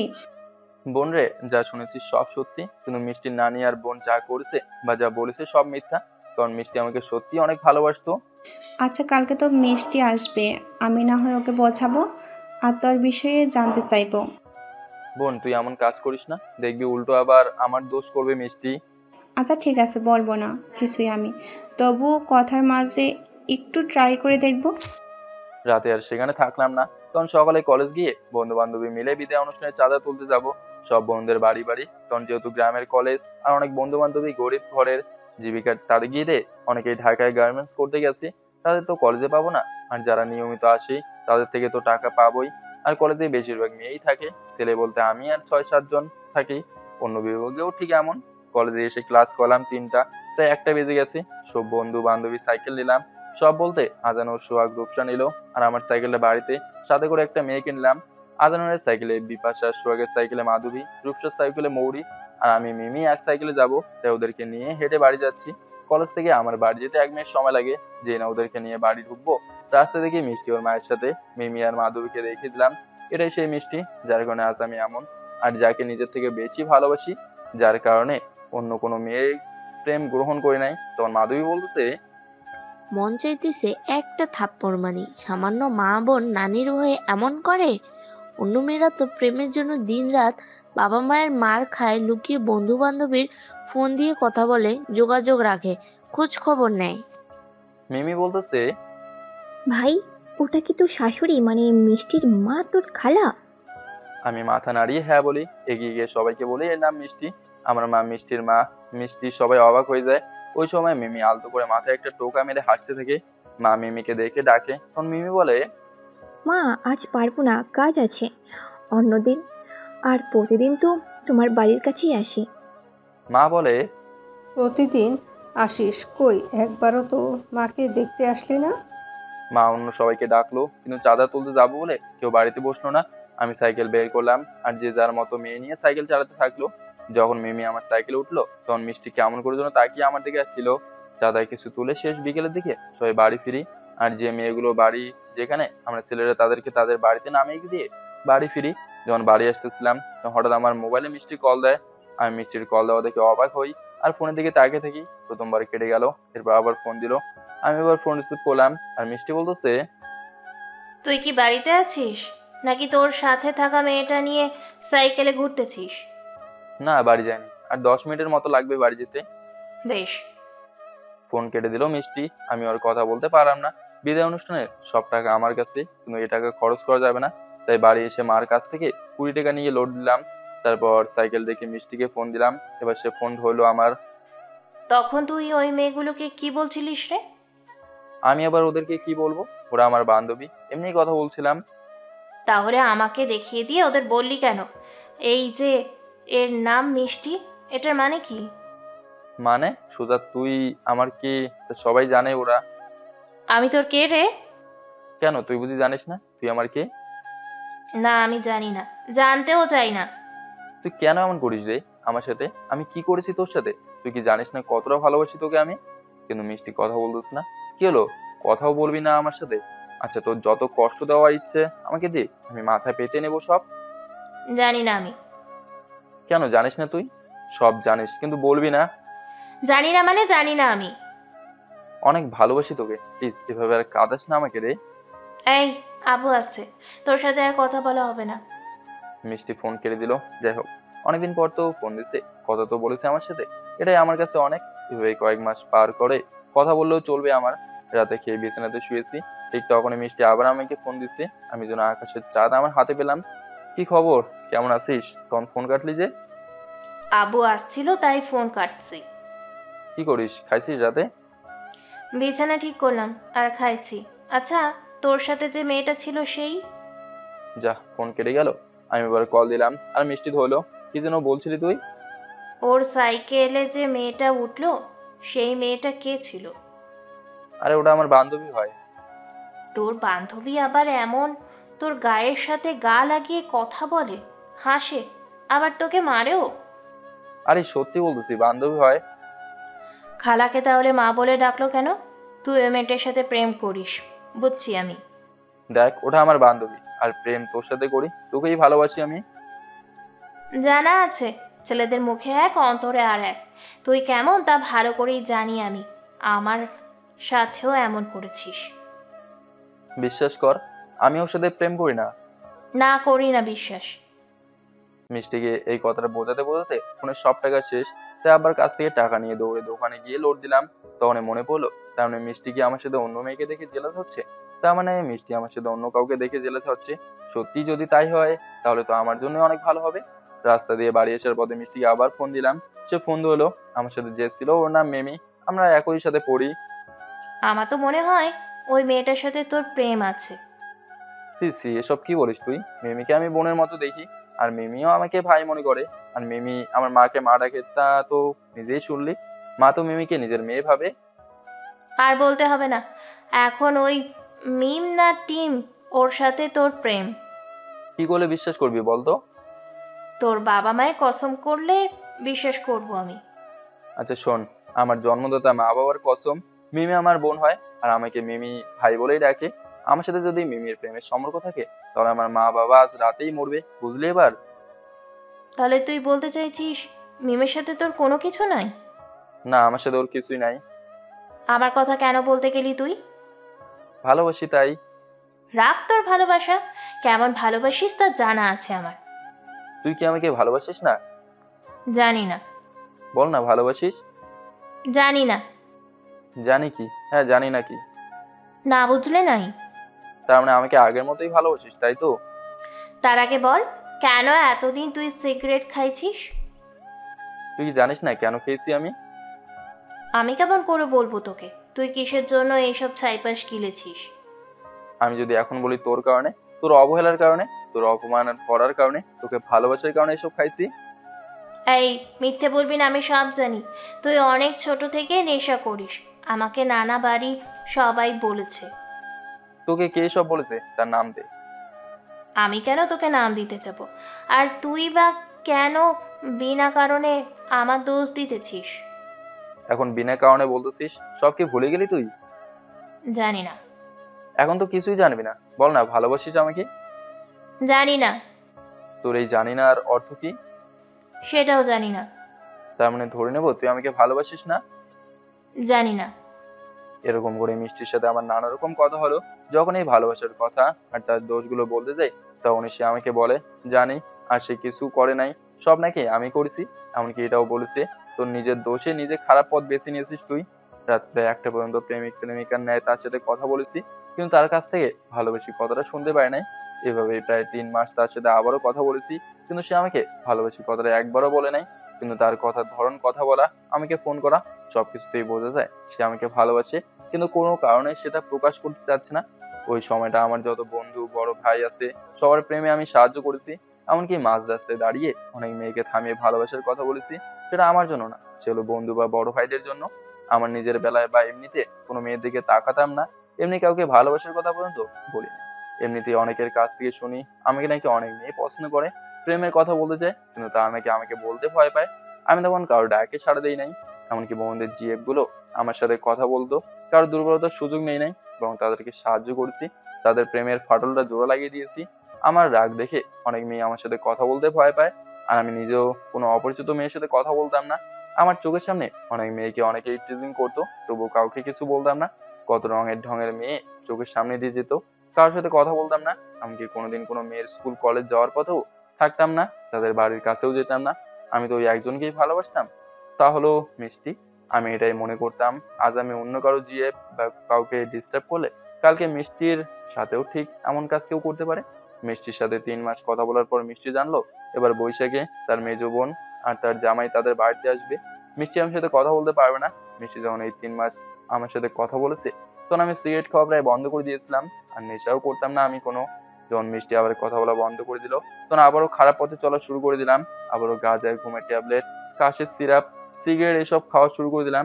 রমজান মাস আবারও আসলো, নিজেকে ঠিক করে নামাজ কালাম পড়া শুরু করে দিলাম, রোজা রাখলাম, খারাপ নেশা থেকে বের হয়ে আসলাম। মানুষ নামাজে গেলে মোনাজাত যে তার নিজের গুনাহ মাপ বা তার বাবা মা ভাই বোন আত্মীয়দের জন্য দোয়া করতো।